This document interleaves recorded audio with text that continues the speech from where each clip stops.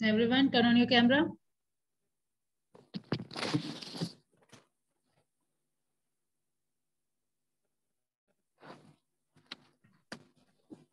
Still waiting.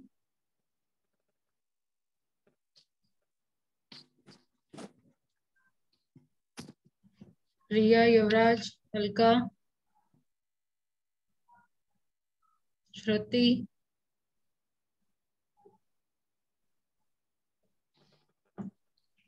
Fine.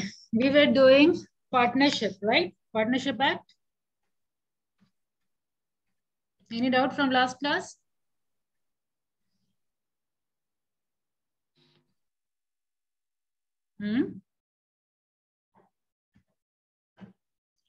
पिछले class से कहीं कोई दिक्कत परेशानी किसी को? No ma'am.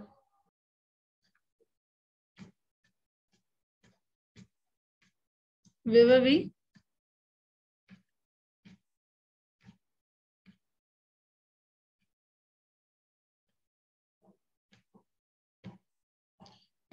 Difference between a partnership and general partnership.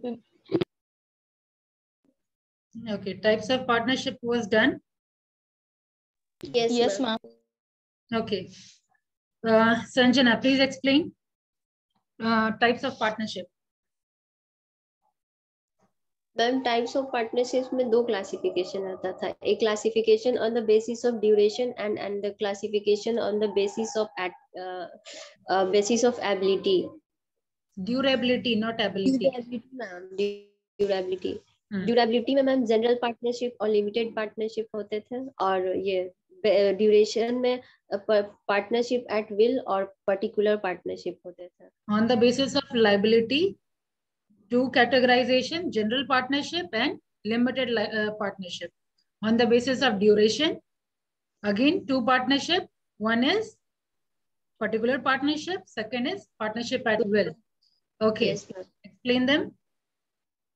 Then general partnership उसको बोलते हैं जो पार्टिसिपेट करता है अपने एक रजिस्ट्रेशन फॉर्म को जो अफेक्ट करता है, जैसे कोई डेथ हो गया या फिर रिटायरमेंट हो गया उस समय पे. मैम रिया? Yes ma'am. सही बोल रही है ये?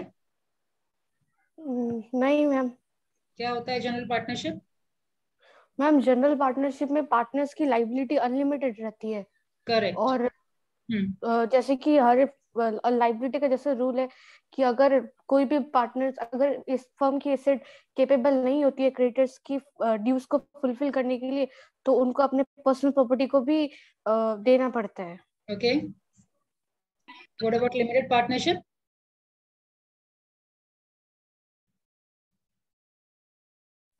मैम लिमिटेड पार्टनरशिप में सारे पार्टनर्स एक को छोड़ के बाकी सारे पार्टनर्स की लिमिटेड लाइबिलिटी होती है.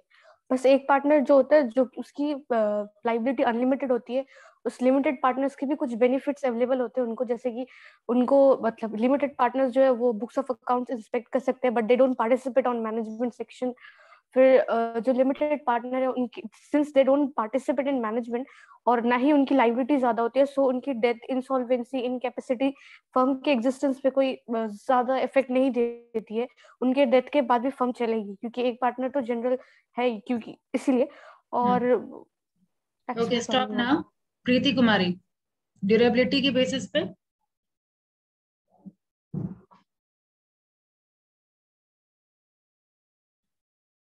यस मैम, ड्यूरेबिलिटी के बेसिस पे दो होता है, एक होता है पार्टनर्स एट विल और एक होता है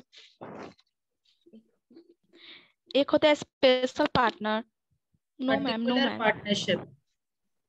yes ma'am, particular partnership at will होता है, उसमें होता है वो इंडिफिनिट टाइम पीरियड के लिए होता है, वो मतलब कभी भी डिसॉल्व हो सकता है एनी पार्टनर के द्वारा. जो पार्टिकुलर एट विल होता है वो एक स्पेसिफिक टाइम के लिए होता है, और ये जो होता है एक मतलब खास पर्पस के लिए बनाया जाता है. वो टाइम अगर पूरा हो जाएगा तो वो पार्टनरशिप अपने आप डिसॉल्व हो जाएगा और कोई पार्टनर्स को बीच में छोड़ के नहीं जा सकता. Yes ma'am. सही है। एट विल होता है इंडेफिनिट टाइम मैम वो पीरियड। गलत उल्टा बोली है शायद। उल्टा बोली है। पार्टनरशिप एट विल होता है इंडेफिनिट टाइम पीरियड के लिए, ठीक है। और अगर आपको डिसॉल्व करना है तो सारे पार्टनर्स का कंसेंट होना चाहिए, ठीक है। तो विल ऐसे वर्ड समझिए ना, आप कंफ्यूजन नहीं होगा। विल मतलब क्या, मर्जी से। तो मर्जी से तो ऑब्वियसली आपका जब तक चलना चाहता है तब तक वो आप चलाइए, ठीक है। अगर आज आपका मन नहीं है तो टाइम पीरियड डेफिनेट नहीं हुआ ना। जब आपकी मर्जी जहां पे हो गई तो time period is not definite, it is indefinite. तो partnership at will. What about particular partnership? In particular partnership we are very much particular about the time period. क्या आप वहां स्पेसिफाई कर रहे हैं कि 4 साल, 5 साल, 10 साल, कितने टाइम पीरियड के लिए पार्टनरशिप होना है? You need to specify that in your partnership deed. What is partnership deed, Manish? Ma'am partnership deed written agreement को बोला वेरी जाता गुड। है जो सभी रिटन पार्टनर के बीच एग्रीमेंट में ऑफ होता है। Partnership is said as partnership deed. तो ये चीज मेंशन होना चाहिए उसमें कि कितनी ड्यूरेबिलिटी है आपके पार्टनरशिप की। या तो आप टाइम लिमिट स्पेसिफाई करेंगे या नहीं तो टास्क पे डिपेंड करता है कि वो आपका टास्क अकम्प्लिश हो गया, then you can end your partnership. Understood? तो ये होता है पर्टिकुलर पार्टनरशिप। इसके बाद हम लोगों ने डिस्कशन किया था type of partners. Type of partners कौन बताएगा? चंदा कुमारी। कैमरा ऑफ करके तो कोई भी नहीं बैठेंगे, कैमरा ऑन करके बैठना है। चंदा, turn on your camera.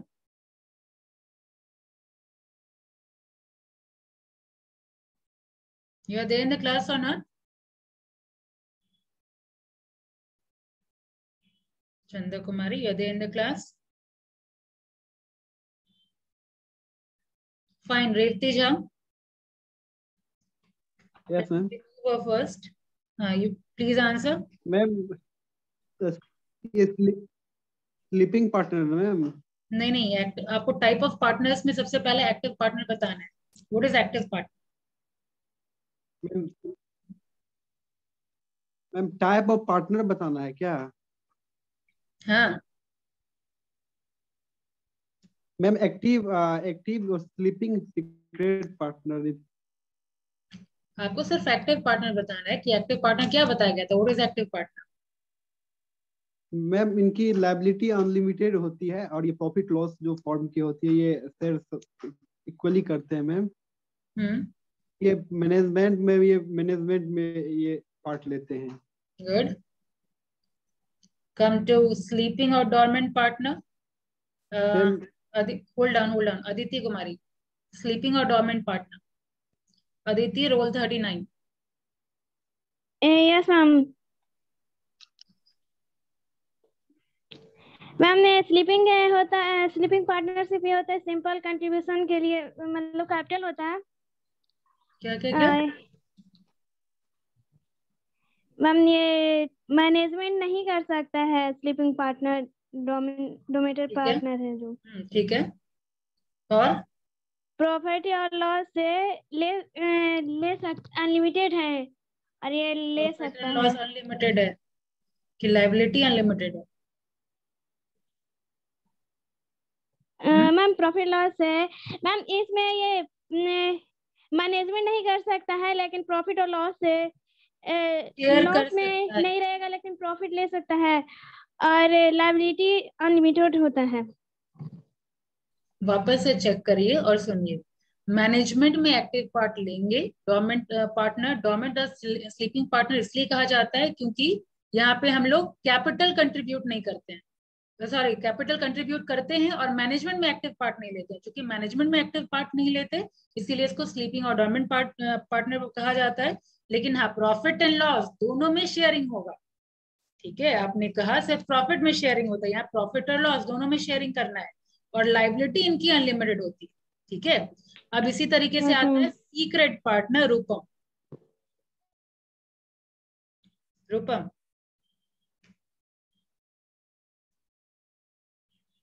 Ma'am इसमें ये पार्टनरशिप में, सीक्रेट पार्टनरशिप में लायबिलिटी अनलिमिटेड होता है और मैनेजमेंट भी इंक्लूड होता है और प्रॉफिट है। ठीक है, तो अलग क्या हुआ? एक्टिव पार्टनर से कैसे डिफरेंट है सीक्रेट पार्टनर?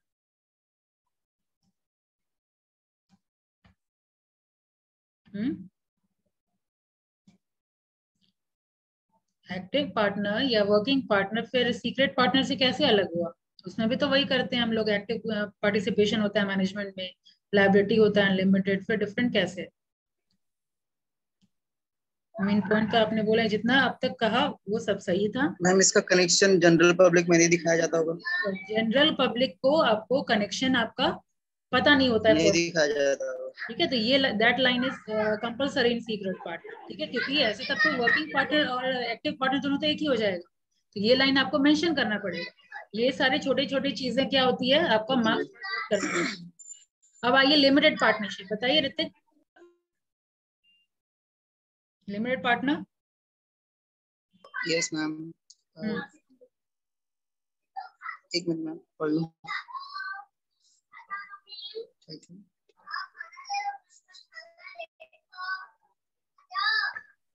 मैम इसकी मतलब लिमिटेड पार्टनर की जो लायबिलिटी होती है वो मैम लिमिटेड रहती है, वो ज्यादा अपना फैला नहीं सकता शेयर, कैपिटल एक्सपेंडिचर और प्रॉफिट्स भी नहीं ज्यादा फैला सकता वो। और ये मतलब एक्टिव पार्ट में जो ये एक्टिव पार्ट होता है जो मैम पार्टनर का, वो उसमें मतलब ले सकता है, भाग ले सकता है, मतलब हिस्सा ले सकता है अपना बिजनेस में। संस्कृति। हाँ yes ma'am. Hrithik mute yourself. संस्कृति बताइए लिमिटेड पार्टनर। हम लिमिटेड पार्टनर में होता है कि जो भी वो पार्टनर्स होते हैं वो अपना कैपिटल एक्सपेंडिचर और जो प्रॉफिट होते हैं फर्म के वो एक्सटेंड लिमिटेड कर सकते हैं, और वो मैनेजमेंट में पार्टिसिपेट नहीं कर सकते, एक्टिव पार्ट नहीं है वो मैनेजमेंट में।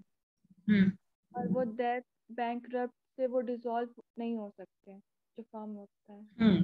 क्योंकि ये लिमिटेड पार्टनर्स हैं, तो आप बताइए वो लिमिटेड पार्टनर्स यानी एक जनरल पार्टनर वहां पे हैं, तो उनके डेथ से या इंसॉल्वेंसी से आपकी पार्टनरशिप फर्म डिसॉल्व नहीं होती है, ठीक है।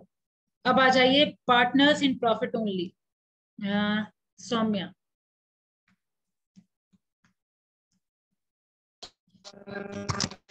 मैम पार्टनर इन प्रॉफिट उनका अनलिमिटेड लायबिलिटी होता है, और वो सिर्फ प्रॉफिट में शेयर लेते हैं, लॉसेस में नहीं।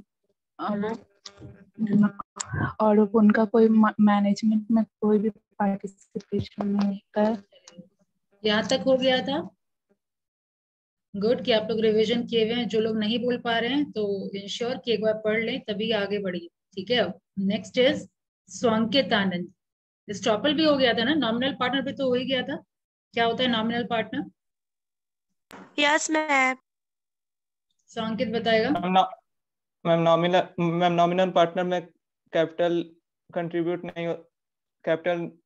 नहीं करता है, और मैनेजमेंट नहीं होता है मैम, प्रॉफिट एंड लॉस भी नहीं होता है मैम। इसमें सिर्फ बाहर के आउटसाइडर को अलाउ रहता है मैम। थोड़ा इम्प्रूव वर्जन चाहिए। उपहार सुमन। Yes ma'am. बताइए। कौन सा nominal? Nominal partner. Yes ma'am, ये पार्टनर होता है जो कैपिटल में अपना कंट्रीब्यूशन देता है कैपिटल में, और मैनेजमेंट में भी ये पार्टिसिपेट लेता है, बट प्रॉफिट शेयर में ये फर्म में लॉसेस नहीं ये करता है। हमेशा बोला गया है कि नेक्स्ट क्लास में आइए तो रिवीजन करके आइए प्रीवियस क्लास का। अभिषेक बताइए। मैम नॉमिनल पार्टनर में वो पार्टनर उस फर्म से जुड़ा नहीं रहता, लेकिन बस उसका नाम जुड़ा रहता है मैम। जस्ट नाम और रेपुटेशन अपना देगा वो। He only lends his name and reputation, and that too for the benefit of the firm. ना वो मैनेजमेंट में पार्टिसिपेट करेगा, ना प्रॉफिट एंड लॉस में पार्टिसिपेट करेगा, बस वो अपना नाम दे देता है कि उनके रेपुटेशन पे फर्म का थोड़ा बेनिफिट हो, फर्म को कुछ फायदा हो, ठीक है। बस ये है कि अगर फर्म अगर उसको रिपे करने में अगर फेल होती है तब आपकी लायबिलिटी अनलिमिटेड हो जाएगी, यानी आपको देना पड़ेगा, उसका ड्यूज चुकाना पड़ेगा आपको, ठीक है। तो बस ये है कि सब चीज किसी चीज में वो पार्टिसिपेट नहीं करता, लेकिन अगर वो डिनाई नहीं करता है कि हाँ पार्टनर नहीं है तो उस केस में भी, और या फिर वो अग्री करता है, अगर वर्ड से वो अग्री करता है तो that is known as partners by estoppel. अगर डिनाई नहीं करता है तो वो क्या कहलाता है? पार्टनर बाय होल्डिंग आउट, है ना। तो दोनों केस में पार्टनरशिप का जो लाइबिलिटी होगी, पार्टनर्स की जो लाइबिलिटी होगी वो अनलिमिटेड होगी। ठीक है, अगर आप नाम ब्लेंड किए हैं तो आपको लाइबिलिटी भी उठानी पड़ेगी। अंडरस्टूड? समझ आया? बाकी ना तो प्रॉफिट एंड लॉस में हिस्सेदारी है, ना मैनेजमेंट में पार्टिसिपेट करता है, ना कैपिटल, इवन कैपिटल भी कंट्रीब्यूट नहीं करता है।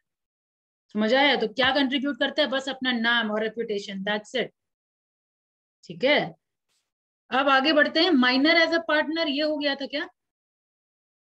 माइनर भी तो हो ही गया था। माइनर बताइए, कौन बच गया? ज्योति कुमारी। ज्योति, याद है?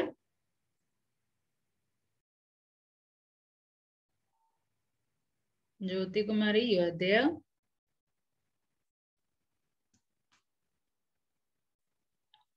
रिया, इंश्योर कि जो लोग नहीं रिस्पॉन्स कर रहे हैं उन लोग का अटेंडेंस ना। I am removing her. Next class है। उसका आवाज नहीं आ रहा, मैसेज कर रही है। उसका आवाज क्यों नहीं आ रहा? उसका सुबह से ऐसे हो रहा है मैम, वो सुबह से ही मैसेज कर रही है। श्रुति, श्रुति कैन यू हियर? अनम्यूट नहीं हो रहा मैम, मैसेज कर रही है। मयंक आनंद, अनम्यूट नहीं हो रहा तो कैमरा भी ऑन नहीं हो रहा।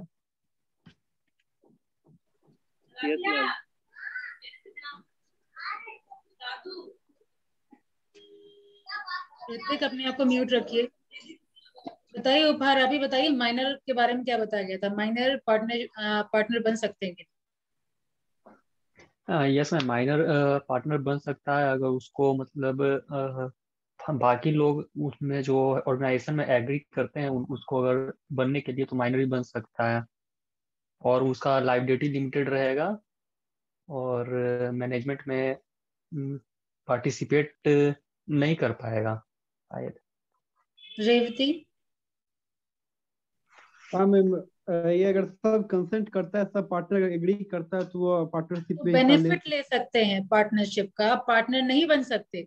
पार्टनर, अगर ऑब्जेक्टिव क्वेश्चन आए, एक मिनट, ये सब माइनर मिस्टेक आप लोग कर लेंगे। अगर ऑब्जेक्टिव क्वेश्चन पूछा जाए कि कैन माइनर बिकम पार्टनर, तो ऑब्वियसली सीधा नो है।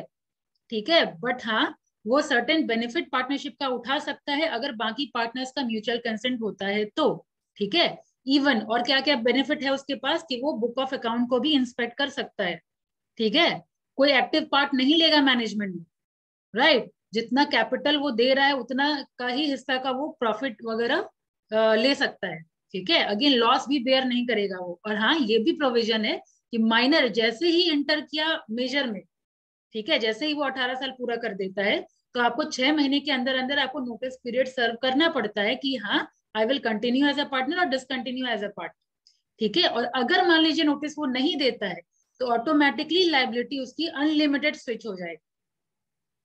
समझ आया? इतना है माइनर एज अ पार्टनर में। तो यहाँ टाइप ऑफ पार्टनर्स तक हम लोग कर लिए थे। Mutual rights and obligation of the partner से हम लोग को करना था, तो यहाँ तक समझने में किसी को दिक्कत परेशानी? अब तक पार्टनरशिप वाले चैप्टर, ये बहुत इंपॉर्टेंट चैप्टर है, इससे क्वेश्चन आता ही आता है। कंपनी से क्वेश्चन रहेगा कंपल्सरली, पार्टनरशिप से क्वेश्चन रहेगा कंपल्सरली। ठीक है, इसीलिए वेरी वेरी इंपॉर्टेंट पार्ट में आप रखेंगे। इसका खत्म होने के बाद भी मैं मार्क क्यों लूंगी? ठीक है, ये चैप्टर खत्म होने के बाद मैं सबसे मार्क क्यों लूंगी? एक भी बच्चा ऐसा नहीं होना चाहिए कि बोले ना इसका आंसर।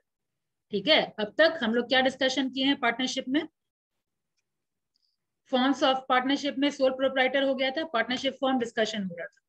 ठीक है, पार्टनरशिप फॉर्म में मीनिंग ऑफ पार्टनरशिप अब तक कर लिए हैं, फीचर्स कर चुके हैं।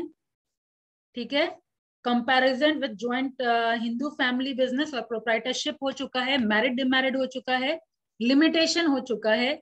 इसके अलावा अब तक फॉर्मेशन ऑफ पार्टनरशिप हो चुका है, यानी पार्टनरशिप डीड में क्या क्या होना चाहिए, रजिस्ट्रेशन का क्या क्या कंसिक्वेंसेज है, नॉन कंसिक्वेंसेज क्या है, टाइप ऑफ पार्टनरशिप कर चुके हैं और टाइप ऑफ पार्टनर कर चुके हैं। यहां तक में किसी को कोई दिक्कत परेशानी? यस और नो?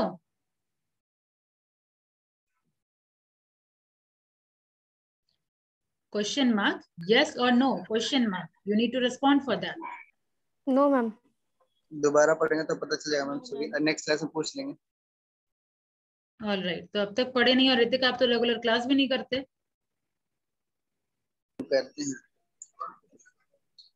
क्लास में रेगुलर रहा करिए, एग्जाम आपका मोस्ट प्रोबेबली फरवरी में हो जाएगा। आगे चलते हैं, mutual rights and obligation of partners की बात करते हैं। यानी एक बार पार्टनर अगर वो बन गए, सर्टेन उसकी राइट्स है, उसका सर्टेन हक है, ठीक है, और इसके अलावा सर्टेन ड्यूटीज है जो उसको पूरा करना पड़ता है।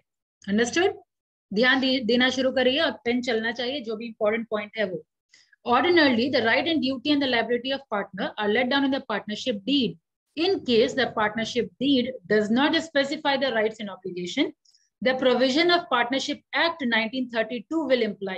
ठीक है, डेट आपको, ईयर आपको पता होना चाहिए, पार्टनरशिप एक्ट 1932 क्या इम्प्लाइड है इसमें, मतलब पार्टनरशिप एक्ट 1932 में क्या दिया हुआ है, क्या ले डाउन है, कौन सा राइट्स एंड ड्यूटी ऑलरेडी उसमें दिया हुआ है, मेंशन्ड है। तो पहले राइट की बात करें तो हर पार्टनर को हक है, every partner has a right to take part in the conduct and management of the firm's business. जो भी पार्टनर बनेंगे उनको पूरा हक है कि वो मैनेजमेंट में पार्ट ले, ठीक है, और अपना कंसेंट दे, ठीक है।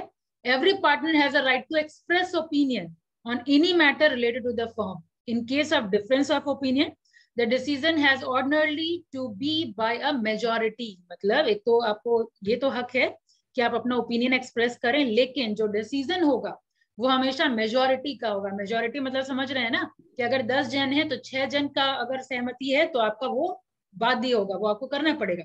But vital issue like admission of new partner, मतलब कुछ कुछ ऐसा केस है जिसमें सबकी सहमति चाहिए होती है, सिर्फ 6 की सहमति है तो उससे काम नहीं चलेगा। 10 मेंबर है तो 10 मेंबर की सहमति होनी चाहिए। कौन कौन से केस में? अगर नए पार्टनर का एडमिशन करवाना है तो, ठीक है, नए पार्टनर अगर बिजनेस में एंटर कर रहा है तो, business change in the firm's business, ठीक है, अब जो ऑब्जेक्टिव है वही चेंज करना है, जो जिस लिए हम बिजनेस शुरू कर रहे हैं वही चेंज करना है, तो अगेन उसमें भी यूनानिमस डिसीजन होना चाहिए, यूनानिमस कंसेंट होना चाहिए। फिर alteration of profit sharing ratio, ये तो बहुत बड़ा मुद्दा है, इसी इसमें भी यूनानिमस डिसीजन होना चाहिए। अगर प्रॉफिट शेयरिंग रेशियो भी अगर आप चेंज कर रहे हैं तो हर एक पार्टनर की सहमति होनी चाहिए, ठीक है। दो राइट डिस्कशन हुआ मैनेजमेंट में और एक्सप्रेस करने का, ओपिनियन एक्सप्रेस करने का, ये दो हक है पार्टनर्स का। थर्ड हक देखिए कि वो बुक ऑफ अकाउंट को इंस्पेक्ट करने का हक है। आप देखे होंगे कि इवन माइनर पार्टनर को भी हम लोगों ने हक दे रखा है कि आप बुक ऑफ अकाउंट को इंस्पेक्ट कर सकते हैं। यस। फिर नेक्स्ट है every partner has a right to an equal share in the profit of the firm unless otherwise agreed by the partner. ठीक है, एक तो प्रॉफिट एंड लॉस का हम लोगों ने डिस्कशन किया कि एक तो होना चाहिए, जो भी आपका रेशियो है वो आप बताएंगे कितने रेशियो में शेयर करना है प्रॉफिट एंड लॉस। और अगर नहीं स्पेसिफाई है तो हर पार्टनर को राइट है कि इक्वल शेयर करे प्रॉफिट, ठीक है, और इसीलिए यहाँ पे मेंशन किया हुआ है unless otherwise agreed by the partner, ठीक है। बाकी पार्टनर अगर चाह रहे हैं कि अलग रेशियो में हो तो ओके, कोई प्रॉब्लम नहीं है, ये आप कर सकते हैं, ठीक है। Next is every partner has the right to receive interest on loans and advances made by him to the firm and the rate of interest should be 6% unless otherwise agreed by the partner, ठीक है। यानी मान लीजिए अब इतने सारे class में बच्चे हैं, मान लीजिए आप लोग पार्टनर्स हैं, अब उसमें रूपम कुछ एक्स्ट्रा अमाउंट पे कर रही है फर्म को अपने साइड से, जितना कैपिटल कंट्रीब्यूट बाकी लोग भी कर रहे हैं, ये अपने साइड से कुछ एक्स्ट्रा पे कर रही है। कभी जरूरत हुआ तो एज अ लोन आप फर्म को दे रहे हैं, तो ऑब्वियसली अगर आप दे रहे हैं एज अ लोन या एडवांस अगर फर्म को दे रहे हैं तो आप इंटरेस्ट के लिए भी हकदार हैं, ठीक है। तो 6% से कम आपको इंटरेस्ट नहीं मिलना चाहिए, ये पार्टनरशिप एक्ट में मेंशन है, ठीक है। और इसके अलावा अगर आप कुछ अग्री कर रहे हैं, पार्टनर्स के बीच में कुछ एग्रीमेंट और हो रहा है तो इससे ज्यादा आप बढ़ सकते हैं, लेकिन कम से कम, ठीक है, इतना 6% होना चाहिए। अंडरस्टूड? अब आगे बढ़िए। Every partner has a right to be indemnified for the expenses incurred and losses sustained by him in the ordinary conduct of the firm's business, ठीक है। हर एक पार्टनर को ये हक है कि इन केस किसी के वजह से अगर कुछ नुकसान हुआ किसी पार्टनर को, तो इंडेमनिफाइड मतलब क्या हुआ, उसका कंपनसेशन आपको देना पड़े, ठीक है, उसको वो कंपनसेशन का हकदार है, उसको कंपनसेशन मिलना चाहिए, ठीक है। समझ आया? समझ आया? Every partner has the right to be indemnified for the expenses incurred and losses sustained by him in the ordinary conduct of the firm's business। अगर कोई क्षतिपूर्ति हो रहा है तो वो आपको करना पड़ेगा, राइट, पार्टनर्स को। नेक्स्ट हक है every partner has a right to continue in the firm unless expelled in accordance with the term of the partnership agreement, यानी हर पार्टनर को यहाँ पे हक है कि वो कंटिन्यूअसली काम करे पार्टनरशिप फर्म में तब तक जब तक वो एक्सपेल नहीं हो जाता। और एक्सपेल कब होता है, कभी भी कोई पार्टनर एक्सपेल कब होगा, जब कोई वो मिसकंडक्ट करे, ठीक है, आपके रूल्स एंड रेगुलेशन को फॉलो ना करे, तभी वो एक्सपेल हो सकता है, और एल्स एक्सपेल नहीं किए करेंगे, कोई भी एक्सपेल नहीं कर सकता, ठीक है। तो ये उसका पार्टनर्स का हक होता है। Next, every partner has a right to retire in accordance with in terms of the partnership agreement और with the consent of other partner, ठीक है। अगर आज जितने बच्चे हैं, अगर वो लोग पार्टनर हैं और आज आपकी इच्छा हो रही है कि नहीं ये मेरे को अब फर्दर कंटिन्यू नहीं करना है, तो अगेन आपको रिटायरमेंट का भी हक है, ठीक है। आप बाकी सारे पार्टनर से कंसेंट लीजिए और उसके बाद आप रिटायर भी हो सकते हैं। फाइन, तो इतना हक पार्टनरशिप एक्ट में मेंशन्ड है। ऑलराइट, तो ये आप सारे राइट्स को एक्सरसाइज कर सकते हैं। लेकिन हाँ, ये सब हक तो है, लेकिन आपकी सर्टेन जिम्मेदारी भी है जो आपको पूरी करनी होती है एज ए पार्टनर। जिम्मेदारी क्या है, राइट्स तो सबको याद रहेगा, लेकिन जिम्मेदारी अक्सर लोग भूल जाते हैं, इसलिए ड्यूटीज अच्छे से याद रखिएगा। क्या ड्यूटीज है? Every partner must act diligently and honestly in the discharge of his duty to the maximum advantage of all the partner। यानी जैसे आप पार्टनरशिप में इंटर किए हैं तो आपकी ये जिम्मेदारी होती है कि आप सबके डेलीगेंसी मतलब ऑनेस्टली आप काम करें, राइट। और ये आप इंश्योर करें कि आप अपने प्रॉफिट के कंपैरिजन आप हर पार्टनर के बेनिफिट की बात कर रहे हैं, right. Next is every partner must act in just and faithful manner towards each other. सारे पार्टनर एक दूसरे के लिए मतलब फेथफुल मैनर में काम करेंगे, ठीक है। कोई भी छल या मिसकंडक्ट कुछ नहीं होना चाहिए इसमें, ये भी अगेन आपकी ड्यूटी है। Every partner must act within the scope of the authority interested to him, ठीक है। अब जैसे काम में अगर आप सर्टेन काम कर रहे हैं तो आपकी अथॉरिटी होती है, सर्टेन आपका पावर होता है, तो वो पावर को आप स्पेशली अच्छे से एक्सरसाइज करें। जो ड्यूटी आपको दिया गया है, जो काम आपको दिया गया है, जो आपकी रिस्पॉन्सिबिलिटी है, वो आप अच्छे से एक्सरसाइज करें, ठीक है। इंटरेस्टेड मतलब क्या होता है, जो सौंपा गया है आपको काम, ठीक है। बाकी सारा तो क्लियर है। Next is every partner is bound to share the losses of the firm equally unless otherwise agreed, ठीक है। पार्टनरशिप डीड में हम लोग देखे थे कि लॉस को भी इक्वली आपको कंट्रीब्यूट करना है, और नहीं तो फिर जो एग्रीमेंट हुआ है आपस में पार्टनर्स के बीच में, वो तो जरूर आपको इंश्योर करना है कि जितना कंट्रीब्यूशन है लॉस का वो कंट्रीब्यूट करेंगे आप। Fine. Next is every partner must indemnify the firm. वहां पे अभी बात हो रही थी, राइट्स में बात हो रही थी कि उनका अगर खर्चा हो रहा है, ठीक है, कुछ भी प्रॉब्लम की वजह से, तो उनको इंडेमनीफाई करने का हक है, उनको आप कंपनसेशन देंगे। और यहाँ पे क्या है कि अगर आपकी वजह से फर्म को कुछ लॉस हो रहा है, ठीक है, अगर आपकी वजह से यानी पार्टनर्स की वजह से अगर कोई लॉस हो रहा है तो आप फर्म को इंडेमनीफाई करेंगे, ठीक है। तो every partner must indemnify the firm against loss sustained due to his wilful negligence in the ordinary course of business. अगर ऑर्डिनरी कोर्स ऑफ बिजनेस में आपके कुछ नेग्लिजेंस की वजह से, केयरलेसनेस की वजह से कुछ लॉस हुआ है फर्म को, तो वो आपको इंडेमनीफाई करना पड़ेगा, वापस लौटाना पड़ेगा, ठीक है, कंपनसेट करना पड़ेगा। नेक्स्ट ड्यूटी है नो पार्टनर कैन ट्रांसफर और assign his interest in the firm to others without the consent of the partner. कुछ भी इंटरेस्ट जो आप कमा रहे हैं फर्म से, वो आप किसी और को नहीं ट्रांसफर कर सकते तब तक जब तक बाकी पार्टनर्स का कंसेंट नहीं होता है, तब तक, ठीक है। बाकी सारे पार्टनर्स का कंसेंट होना चाहिए। Next is every partner must maintain and render true and correct accounts relating to the firm's business. सारे पार्टनर्स को इंश्योर करना है कि जो भी आप बुक ऑफ अकाउंट मेंटेन कर रहे हैं वो ट्रू हो, ठीक है, उसमें कुछ भी घपला नहीं किया होना चाहिए, ठीक है। ये अगेन आपकी duty as a partner. Next है आपका no partner must engage himself in the business in competition with the firm, otherwise he will be liable for any loss suffered by the firm.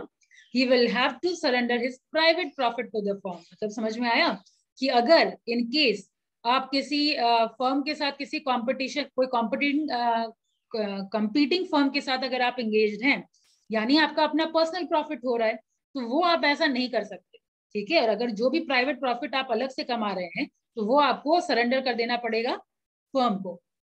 Understood? यानी कोई भी partner किसी competing firm के साथ business में engage नहीं हो सकते। Fine. Next, every partner should use the firm's property only for the firm's business and interest. ठीक है, only सिर्फ firm के business और interest के लिए ही आप use कर सकते हैं firm की property. ठीक है, अपने personal use के लिए वो firm की property नहीं है, right? And the last is, no partner can make any secret profit by the way of commission on purchases or sale affected on behalf of the firm. If he does so, he will have to surrender the same to the firm. ठीक है, अगर ऐसा करते हैं तो आपको obviously यहाँ private profit भी सरेंडर करना होगा, यहाँ पे भी कमीशन भी सरेंडर करना पड़ेगा. ठीक है, तो इतना सारा राइट्स एंड ड्यूटीज है आपका पार्टनर्स का, which you need to ensure. ठीक है, कोई दिक्कत राइट्स एंड ड्यूटी में? Not yet, ma'am. Then please repeat, Ritik. अभी तो कोई दिक्कत नहीं मैम. टाइम ली हूँ समझाने के लिए, उतना नहीं चाहिए. शॉर्टकट में जितना आप समझते हैं बताइए.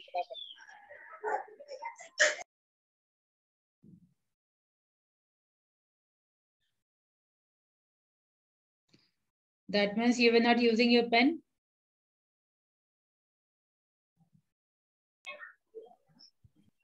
As you are not regular in class, मेरे क्लास में सबका पेन चलते रहता है.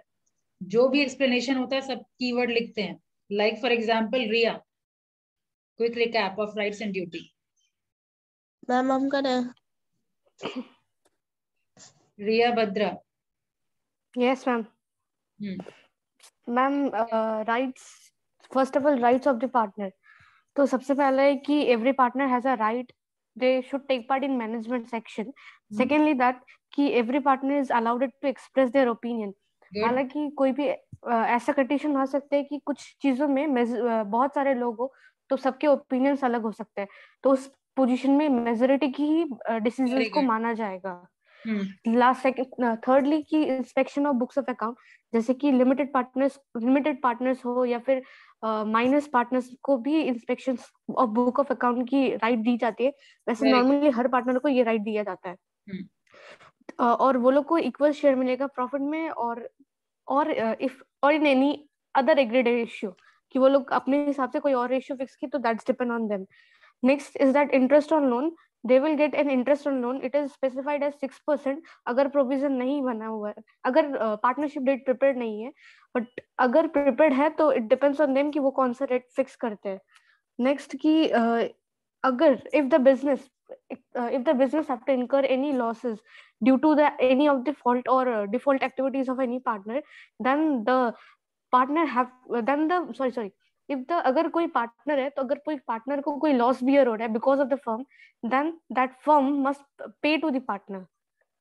वैसे ड्यूटीज के लिए भी सेम जाता है कि अगर कोई फर्म को पार्टनर की वजह से नुकसान झेलना पड़ा तो पार्टनर्स को फर्म को पे करना पड़ेगा. नेक्स्ट इज दैट कि they work continuous in the partners unless every partner has right to continue in the firm unless they are being expelled in accordance with any of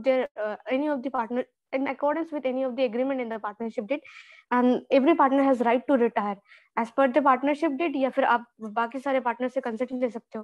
duties की बात करूँ तो सबसे पहले is that कि every partner must work diligently and honestly so that maximum benefit can be gotten by the other's partner.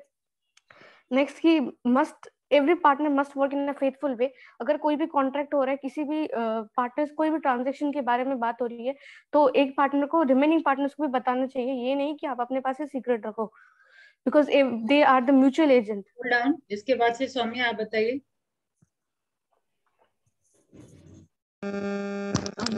And they should faithfully act towards each other.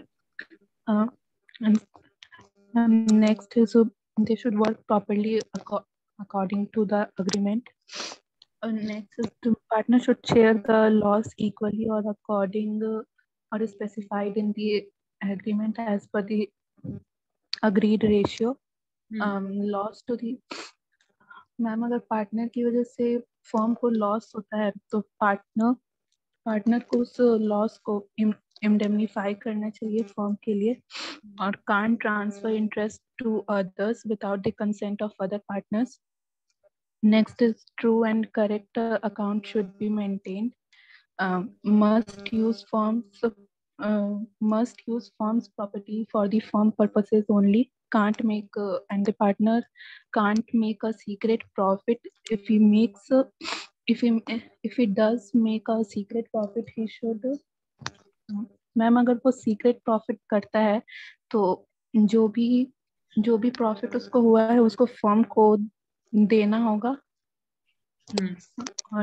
और surrender या फिर सरेंडर करना होगा फर्म से। Okay,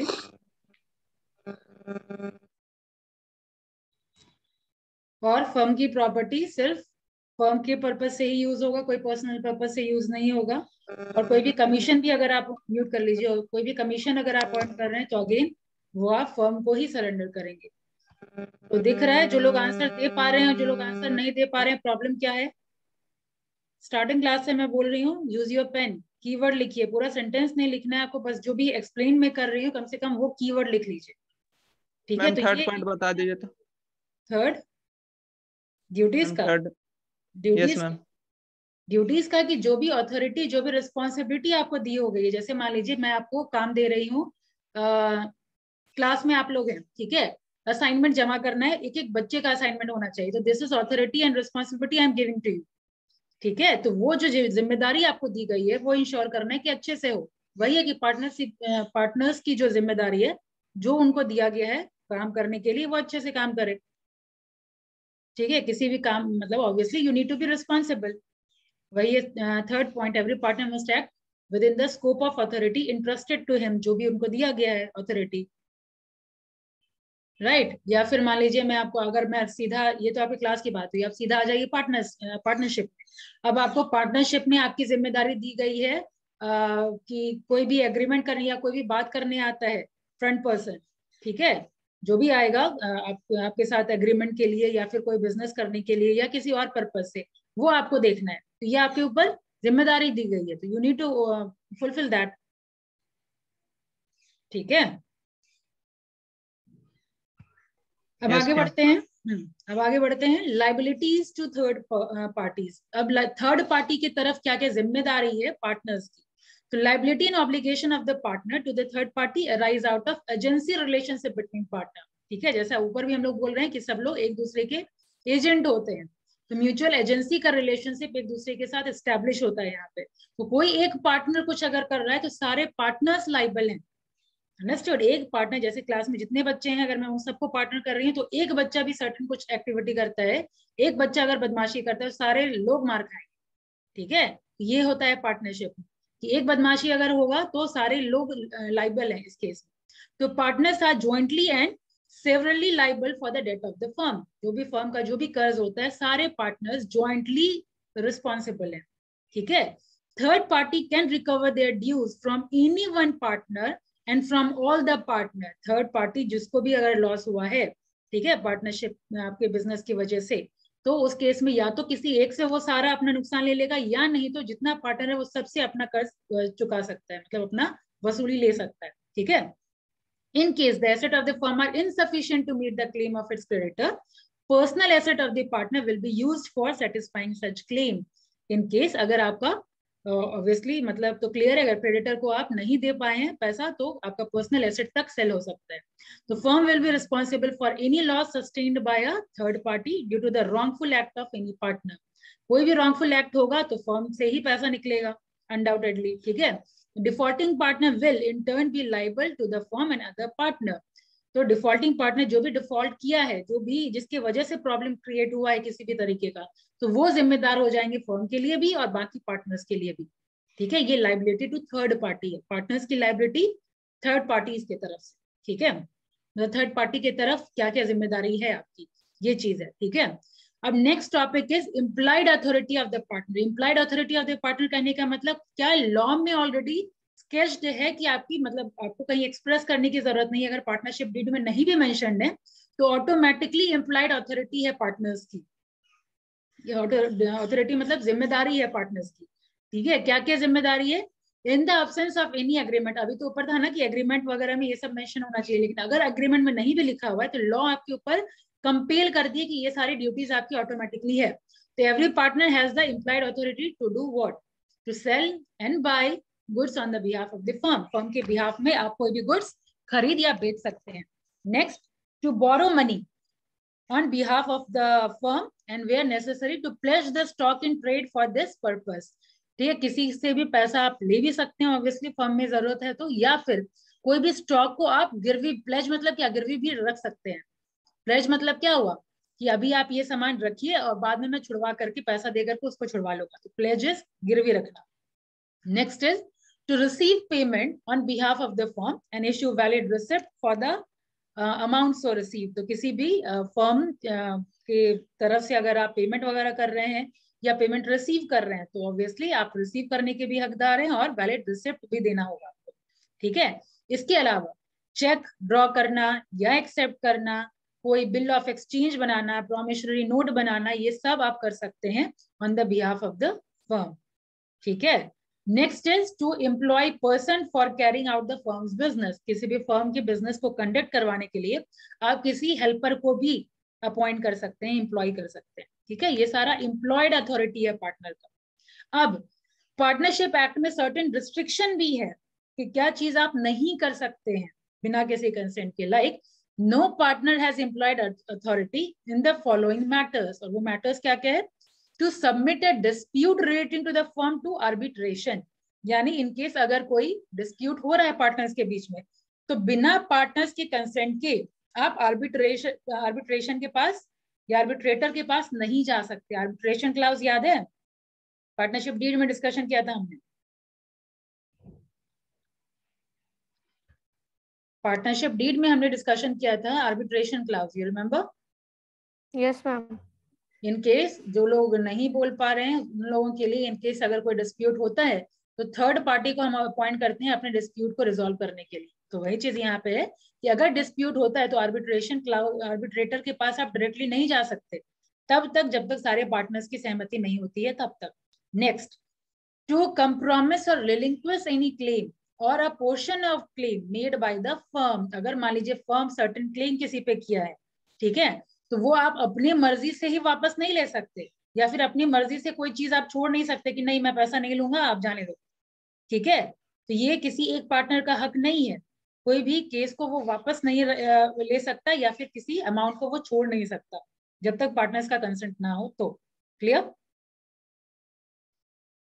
अब आइए next पे, to withdraw a suit और proceeding field on the behalf of the firm. वही कि अगर आप मान लीजिए कोई सूट, कोई केस किया हुआ है तो कोई भी आप केस वापस नहीं ले सकते, विथड्रॉ नहीं कर सकते। ठीक है, to admit any liability in a suit और proceeding against the firm. Again आप अपने आप को हर चीज में बिना किसी कंसर्न के इस तरीके से नहीं बोल सकते yes I am liable for that, मैं जिम्मेदार हूँ कोई एक्टिविटी के लिए। ये भी आप अकेले, ऑब्वियसली कोई भी डिसीजन आप अकेले नहीं ले सकते, you are in partnership, right? तो पार्टनरशिप में आप ना केस विथड्रॉ कर सकते हैं, ना कोई पैसा आप वापस छोड़ सकते हैं, ना इवन आप लाइबिलिटी अपने आप में एडमिट कर सकते हैं बिना कंसेंट के। इसके अलावा कोई बैंक अकाउंट भी आप ओपन नहीं कर सकते फर्म के बिहाफ पे अपने नाम से। ठीक है, to open a bank account on behalf of the firm in his own name. ठीक है, next, to acquire or purchase immovable property on behalf of the firm. Firm के बिहाफ पे कोई भी इमूवेबल प्रॉपर्टी भी हम लोग नहीं खरीद सकते। To transfer or sell immovable property belonging to the firm. कोई भी इमूवेबल प्रॉपर्टी को हम ट्रांसफर नहीं करेंगे। ठीक है, किसी फर्म का जो भी प्रॉपर्टी है उसको ना हम ट्रांसफर कर सकते हैं ना सेल कर सकते हैं, क्योंकि obviously that belongs to a firm, firm का है। तो what are the immovable property? What do you mean by immovable property? What do you mean by immovable? Property हटाए ना, इमूवेबल का मतलब क्या होता है? जो मूव नहीं कर सकता। ठीक है, तो जैसे बिल्डिंग है, ठीक है, मशीनरी अगर हम फिक्स कर ली है तो ये सारा इमूवेबल प्रॉपर्टी है जिसको हम मूव नहीं कर सकते। लैंड है, these are immovable property of the firm. ठीक है, तो ये सारा इमूवेबल प्रॉपर्टी को आप ऐसे किसी को ट्रांसफर नहीं कर सकते, किसी को सेल नहीं कर सकते। Understood? Riya? Yes ma'am. Next is to enter into partnership with other on behalf of the firm. अब फर्म के बिहाफ में भी आप किसी और के साथ पार्टनरशिप में एंटर नहीं कर सकते। ठीक है, ऑब्वियसली कंसेंट चाहिए। तो यहाँ था आपका, यहाँ तक था आपका एम्प्लॉयड और क्या क्या रिस्ट्रिक्शन है एम्प्लॉयड अथॉरिटी। ऑलराइट, अब नेक्स्ट टॉपिक आप लोग का है dissolution of partnership firm, and again this is one of the important topic. ठीक है, राइट ड्यूटी थोड़ा मतलब समझिए कि कम इंपॉर्टेंस रखता है पार्टनरशिप में, लेकिन डिसोल्यूशन हो गया, सेटलमेंट ऑफ अकाउंट हो गया, ये सब ज्यादा वेटेज रखता है इस चैप्टर में, राइट। तो ये हम लोग कर सकते हैं आज, if your brains allows, if your brain allow we can do it now. Rupam फटाफट बताइए, implied authority of the partner क्या क्या देखते हैं हम लोग।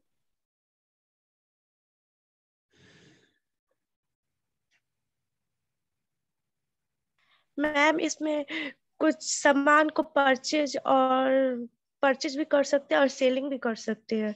और सेकेंड नंबर में कि मतलब स्टॉक मनी के बिहेव में कोई, मैम ये थोड़ा Preeti. Yes ma'am. From second point, employed authority of the partner. Yes ma'am, इसमें था कि अगर हम लोग पार्टनरशिप में एग्रीमेंट भी नहीं बनाए तो ये पार्टनरशिप एक्ट के द्वारा लागू होता है कि अगर हमारे फॉर्म में कुछ गुड्स रहे तो हम उसको सेल भी कर सकते हैं या हम उसको गिरवी भी रख सकते हैं और हम लोग पेमेंट रिसीव कर सकते हैं, दे सकते हैं, कैश भी मतलब चेक विड्रॉ भी कर सकते हैं, पेमेंट कर सकते हैं और रिसीव भी कर सकते हैं। अगर फार्म के यूज के लिए अगर हमें अदर एम्प्लॉय को हायर भी करना पड़ा तो ये हम कर सकते हैं। ये पार्टनरशिप एक्ट के द्वारा दिया गया है। कोई स्टॉक ऑन प्लेस भी रख सकते हैं, गिरवी भी रख सकते हैं। Yes ma'am. और रिस्ट्रिक्शन क्या क्या है मैम? इसमें था कि अगर मतलब सारे अगर एक्सक्यूज मी मैम 1 मिनट।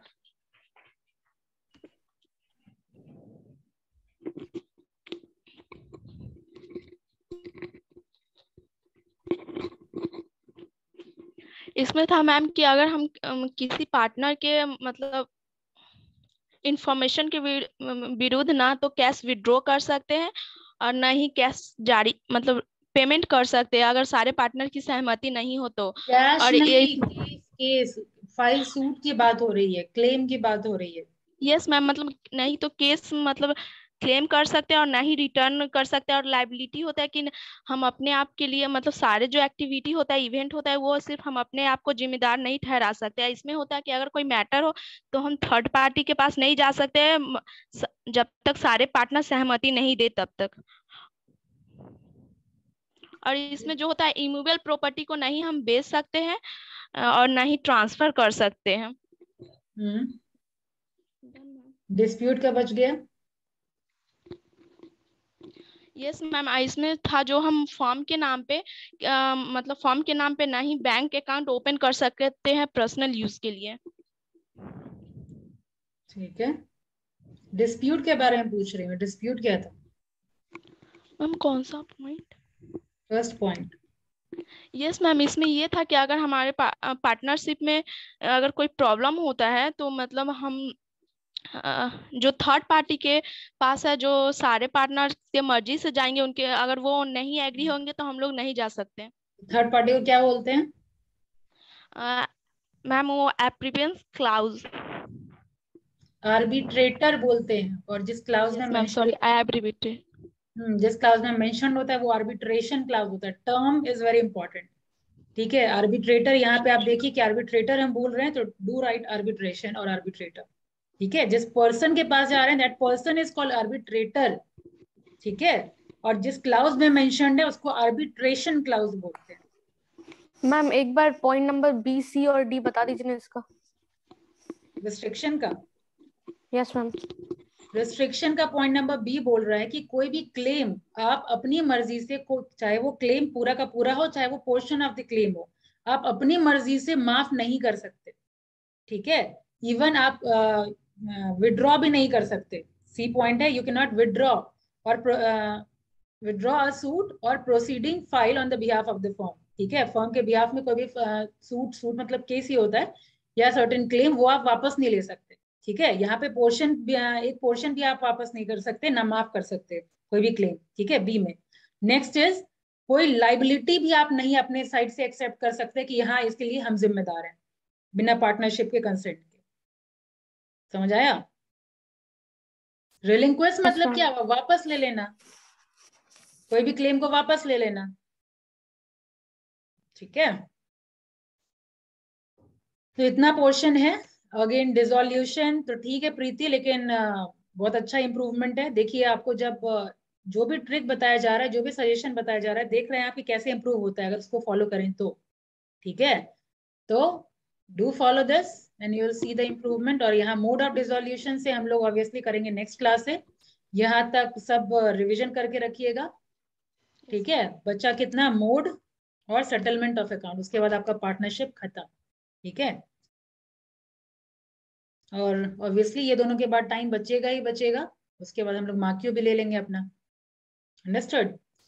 इसी चैप्टर से रहेगा, सिर्फ पार्टनरशिप से ही पूछेंगे। ऑलराइट, सिर्फ पार्टनरशिप आप तैयार रखिए। मैम आपने ग्रुप में एक बीबीएम का कुछ भेजा था। मैम वो बुक है, हम लोग का तो नहीं था। बीबीएम इकोनॉमिक्स का था आप लोग को चला गया क्या? Yes ma'am. हम नहीं, किसी और ग्रुप में भेजना था।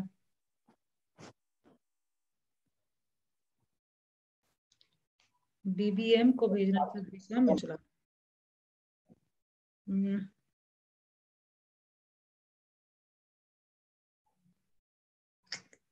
नहीं, गलती से गया वैसे, आप लोग के लिए नहीं था, बीबीएम वालों के लिए था ये। Okay ma'am. अच्छा वो बता लिए, वरना मैं तो सेटिस्फाई रहती कि चलो भेज दिया है सबको। मैं वैसे सर पार्टनरशिप का है I think so information. Partnership भी है, जॉइंट स्टॉक भी है उसमें। पार्टनरशिप मैम हम लोग का कंपनी और जॉइंट मतलब कोऑपरेटिव सोसाइटी और जॉइंट स्टॉक उसके अलग चैप्टर है क्या? इसमें तो नहीं है, इसमें तो बस नहीं जॉइंट स्टॉक आप लोग के सिलेबस में अभी नहीं दिया गया है, खाली कंपनी। टाइप्स ऑफ कंपनी वगैरह पढ़ना है। एक मिनट में देख के बता रही हूँ। हाँ कंपनी जॉइंट स्टॉक कंपनी है, जॉइंट स्टॉक कंपनी, इसके बाद वही है जॉइंट स्टॉक कंपनी, उसका फीचर्स डिफरेंस है। एक मिनट, डिफरेंस भी है, बस बेसिक सा है, ठीक है। लेकिन इतना बेसिक से काम चलेगा नहीं, stages of formation of company भी पता होना चाहिए आप लोगों को, क्योंकि ये क्वेश्चन पूछा जा चुका है आप लोगों को, ठीक है। कंपनी जो फॉर्म होती है उसका कौन कौन सा स्टेजेस है, तो जो आपके मॉड्यूल में दिया है उतना तो पढ़ना है ही, लेकिन इसके अलावा हम लोग स्टेजेस भी पढ़ेंगे, ठीक है। मॉड्यूल के अलावा एक्स्ट्रा एक और स्टेप आ जाएगा, टाइप्स ऑफ कंपनी भी आप लोग में नहीं है, तो टाइप्स ऑफ कंपनी पढ़ना है इसके अलावा, और ये फॉर्मेशन ऑफ कंपनी, ठीक है, stages of formation of company. खैर वो जो पढ़ना होगा वो तो पढ़ा ही दिया जाएगा, फिलहाल जितना पढ़ाया गया वो आप लोग चेक करके रखिए, और मिलते हैं हम लोग नेक्स्ट क्लास में। नेक्स्ट क्लास का टाइम हो गया है। और रिया, जो अथॉरिटी आपको इंटरेस्टेड है वो आप इंश्योर करिए अच्छे से हो जाए। यस मैम, हो गया। स्क्रीनशॉट ले लीजिए। Okay, thank you, see you next class. Thank you ma'am. Thank you ma'am.